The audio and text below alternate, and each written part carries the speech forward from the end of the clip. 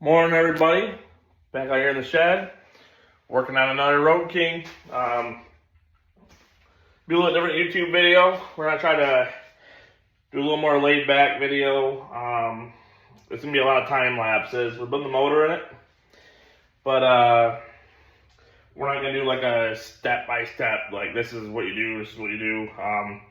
We're basically gonna talk about it a little bit right now. And then I'm going to do a time lapse of the tin teardown, which I mean is already half done because you already had the side cover off and saddlebag off. So there'll be a time lapse of me pulling the gas tank and floorboards. Be really fast time lapse, and then we'll cut over to a time lapse of tearing the exhaust and top end down. Yeah, and then, you know, we'll do another little break in between about what we find, and then we'll go over all the fancy parts that we're putting in said bike. So bear with us on this video. Probably be a little bit different.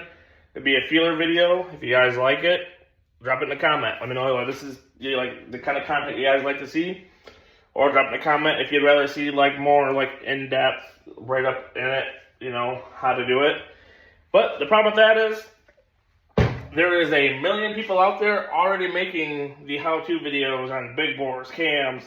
And to tell you the truth, I've already done the how-to videos on big bores, cams, and there's only, you know, we're beating the horse to death here. So trying to do things a little bit different. Keep you guys still involved and engaged with, you know, what we're doing, what we have going on. I want to try to give you guys, the viewers here, an input on, you know, what we're making content on and what we're doing.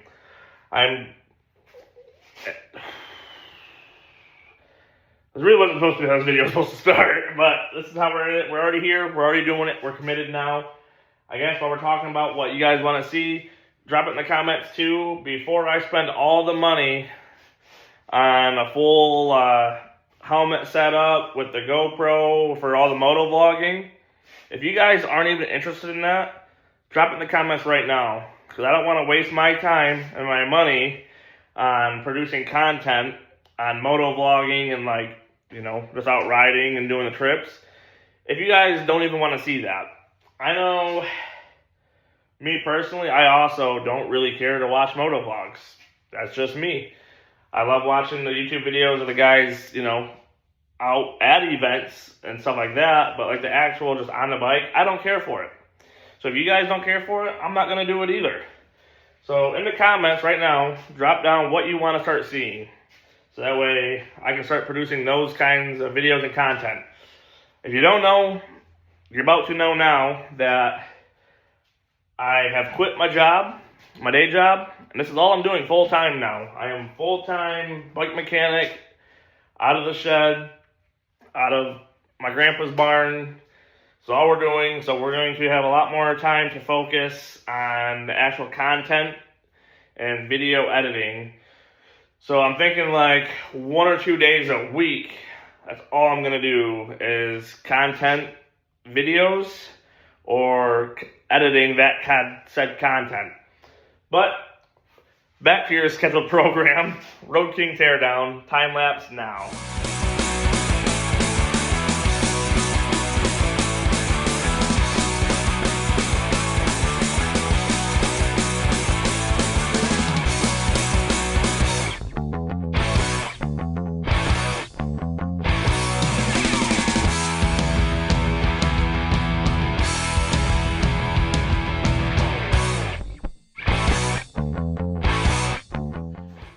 Alright, took a little longer than I expected.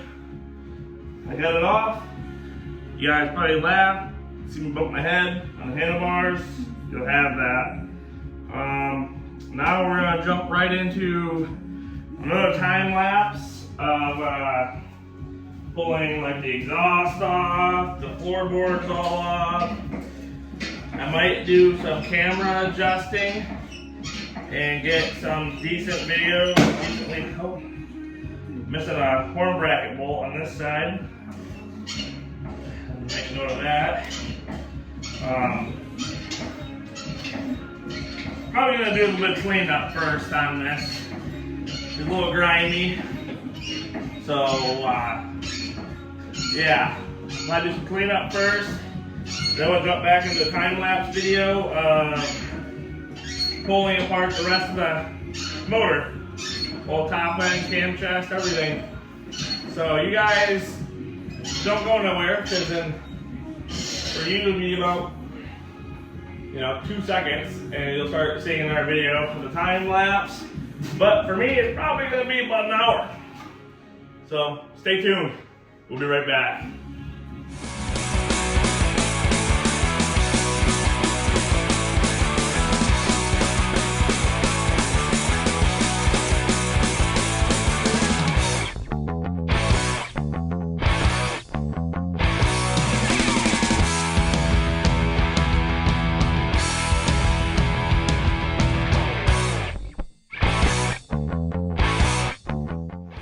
Alright guys, so we got the intake out, we have the whole cam chest pulled apart, you've seen that.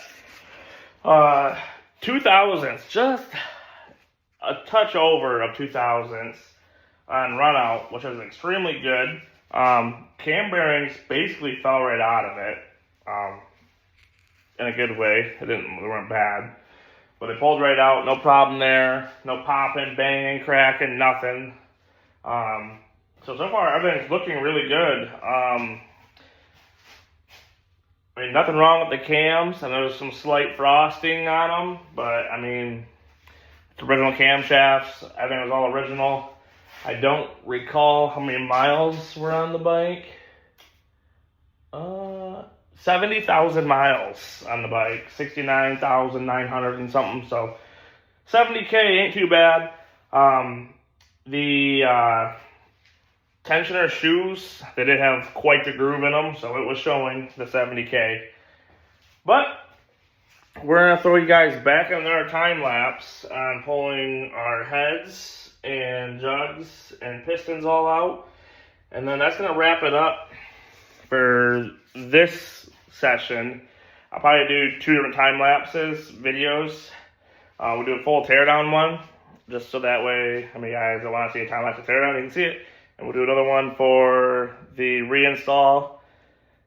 And that's it. I'm going to wrap this up right now because the wife is standing right at the door waiting to come in. So...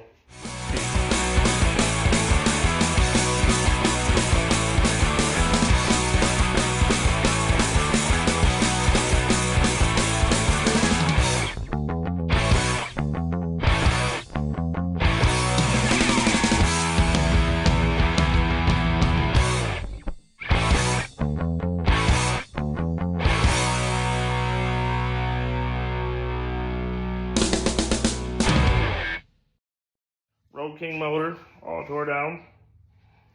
We got just over 2,000ths on the crank run out, which is insanely good for a bike that's got 70,000 miles and has never been apart.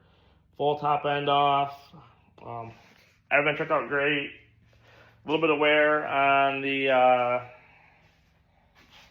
timing chain tensioners.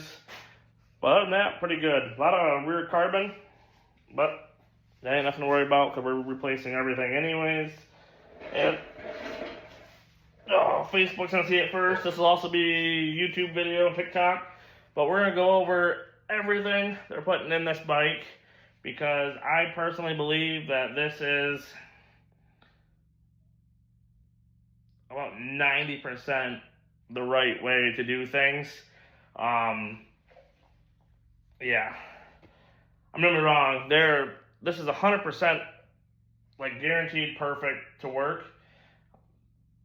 The only other things that I would have added to this, and everyone's different, but I would have added the fueling ARP head studs, and I think that's really about it. Minus, replacing timing chain and sprockets and bolts for those, which, we have them right here, the takeout ones, and they're not all worn right down or nothing, so there's no reason to replace them, but that's the only other thing that you could have did to not necessarily upgrade anything, but to just top it all off. I went to like the ARP style bolt for those. But getting right into it, Fuel Moto jugs. I have had tremendous luck with the Fuel Moto jugs. The whole Fuel Moto line anymore. I mean, they are evolving, and they're really kicking butt in the game. Their quality is top notch. Their customer service is even better, but probably the best in the industry. So yeah, Fuel Moto jugs, that's what I run on everything. That's what we put on the M8 bikes that we build. That's literally the go-to for us. The kinetic gaskets, we run those on everything. Multi-steel layer. The multi-layer steel head gaskets, we put those on everything. CP pistons, the Carrillo pistons, we also run those on everything. Just about every big bore kit you get is going to have the CP pistons, besides like S&S, but even like your zippers kits, and I believe T-Man's kits, don't quote me on that, but I think they even use the CP Carrillo pistons. Great pistons, I've never had one fail. But yeah, so moving on, the full S&S cam plate oil pump. I absolutely love this cam plate oil pump. Fueling makes a great one too, Screaming Eagle, so, but they have the brass bushings and everything. So this cam plate is rebuildable. So if you, for some reason, get something inside that oil journal that's in there, and it scars it all up, I mean, you can replace that brass piece. So love the S&S cam plate oil pump. To go along with those, we have the S&S precision lifters. We run them in a lot of bikes. They talk about there's failures, but I believe, I don't know the numbers, but the S&S precision lifter is the most sold lifter there is for a Harley Davidson. So it's just like the Swift semi trucks. I mean, there's so many more of them out there. You're gonna hear more fail stories because there's so many more out there.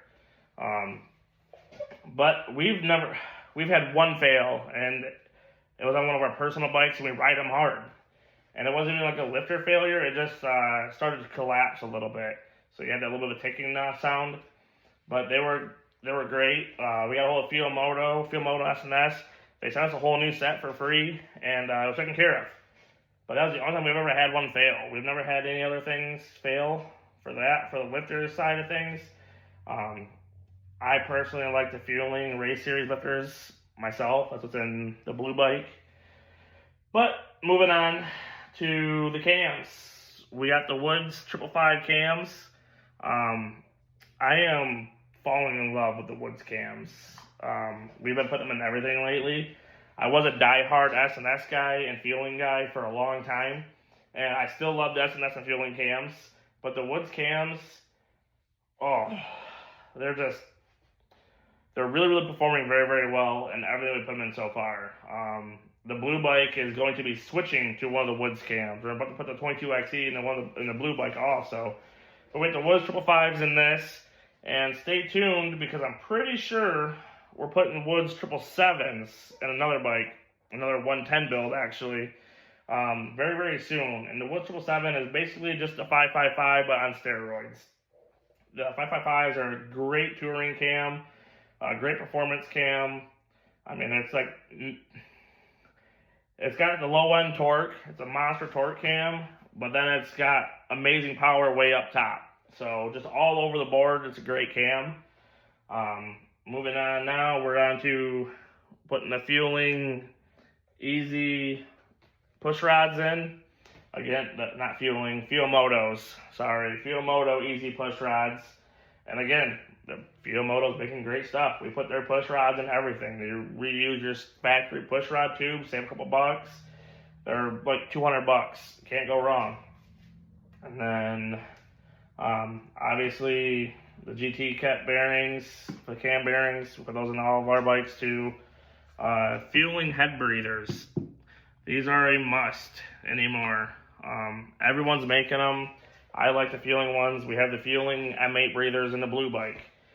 Just all around, it helps. I'm not going to go into little details of every little thing, but they help.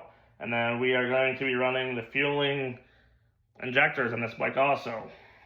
I mean, realistically, injectors are cheap. They should go in all the bikes. The fueling injectors are only 150 bucks. So, buy them. Any of the big bores, you should automatically have fuel injectors. Cams wise, for twin cams, not really M8 cams. I mean, you start getting like the Woods 22XE cam or any of the high lift S&S cams, like you need injectors. Anyone that tells you you don't, they're wrong, plain and simple. And then we're going to be rocking the fueling timing chain tensioners. I just like these ones. Yeah, obviously the full ARP kit for the tensioners and for the breather boxes. And then last but not least is right here. This is the miracle. Okay. Rocker lockers. If you're building that, if you're not an M8, if you're building a twin cam motor, the rocker lockers are a must. It's an extra 30 bucks. They're a must.